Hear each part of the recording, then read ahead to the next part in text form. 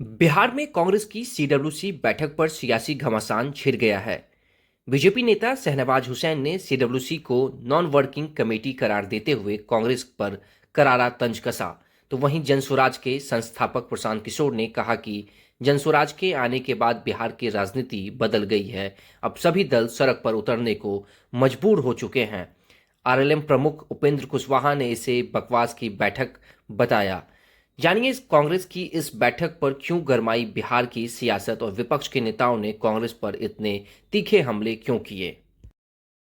कांग्रेस की non working committee meeting है। इसमें जितने नेता आए हैं वो नॉन वर्किंग है, खाली खा के दिल्ली में पड़े रहते हैं। कांग्रेस 3 बार लोकसभा का चुनाव हारी, कई विधानसभा चुनाव हारी, यही वर्किंग कमेटी के मेंबर है जो हराते हैं। ये लोग दिल्ली में जब लड़े तो दिल्ली में भी 0 पे आउट हुए, यहाँ भी ये 0 पे आउट होने वाले हैं, कुछ होने वाला नहीं।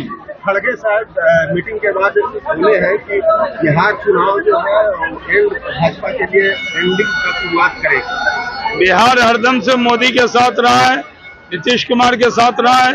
खड़गे साहब कुछ भी बोल लें, आएगा एनडीए, जीतेगा एनडीए, सरकार बनाएगा एनडीए। राजद का पिछलग्गू पार्टी है, उसने भी अपनी ओर से अपने बड़े शीर्षस्थ नेताओं को यहाँ बुलाया है और ये दिखाता है कि जनसुराज के आने के बाद बिहार की राजनीति कैसे बदली है। हर दल को, हर नेता को बिहार में सड़क पर उतरने के लिए मजबूर होना पड़ा है। कांग्रेस भी उसी का हिस्सा है। सर, आप भी वही कर रहे हैं जो राजद और पार्टियां धर्म के आधार पर या फिर जाति आधार पर सभाएं करते हैं।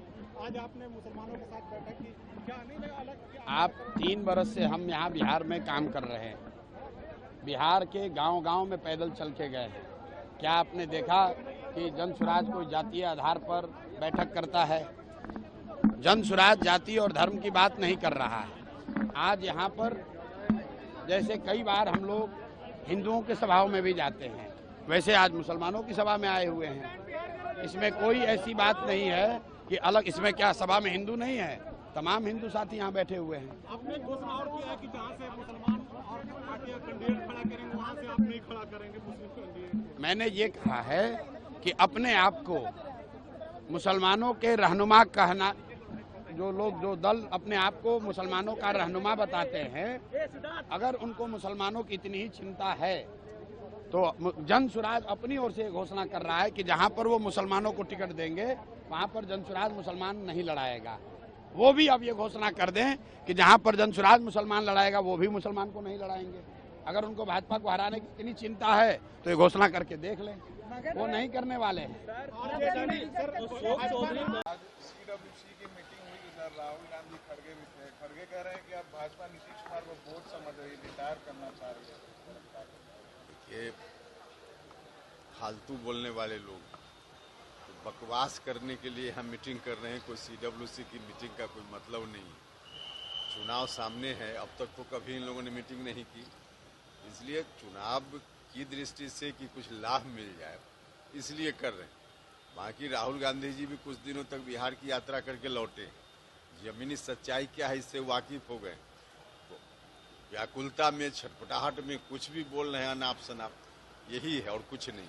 अति पिछड़ा समाज को भी साथ लाने की तैयारी आ गई, संकल्प सभा भी किया होगा। इस संकल्प मंच पर लेने से अति पिछड़ा लोग आ जाएंगे।